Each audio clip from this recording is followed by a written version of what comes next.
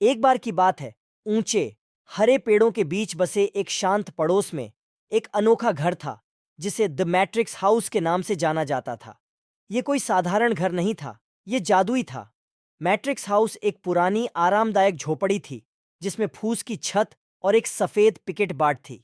बाहर से यह किसी अन्य घर जैसा ही दिखता था, लेकिन अंदर यह एक रहस्य छुपाए हुए था। यह घर प्रोफेसर ऑल्बर्ट नामक एक मिलनसार जादूगर का था।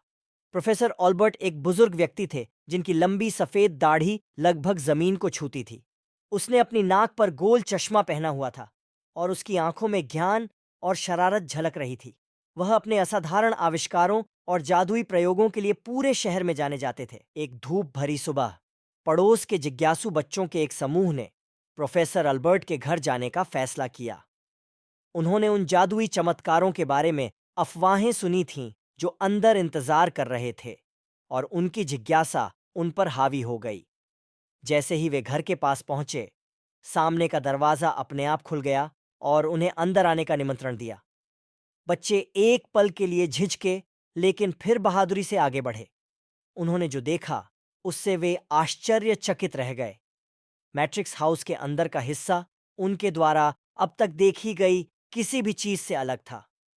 ऐसा लगा मानो उन्होंने अनंत संभावनाओं की दुनिया में कदम रख दिया हो। दीवारें झिलमिलाते पोर्टलों से ढकी हुई थीं, जिनमें से प्रत्येक एक अलग क्षेत्र की ओर ले जाता था।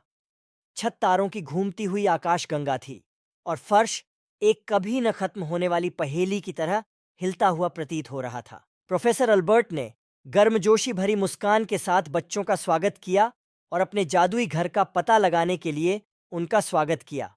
उन्होंने समझाया कि दीवार पर प्रत्येक पोर्टल एक अलग साहसिक कार्य का कारण बनता है, और वे आगे बढ़ने के लिए किसी एक को चुन सकते हैं।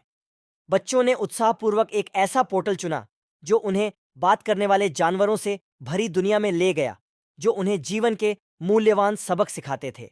एक अन्य पोर्टल उन्हें तैरते द्वीपों की भूमि पर ले गया, जहां उन्होंने टीम वर्क और दोस्ती के बारे में सीखा। प्रत्येक साहसिक कार्य एक नया सबक और एक शानदार अनुभव था।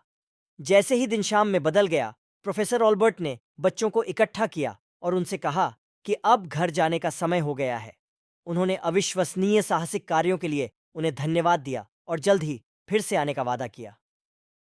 समय के साथ मैट्रिक्स हाउस पड़ोस के सभी बच्चों के लिए एक पसंदीदा जगह बन गया। ये आश्चर्य, सीखने और मित्रता का स्थान था।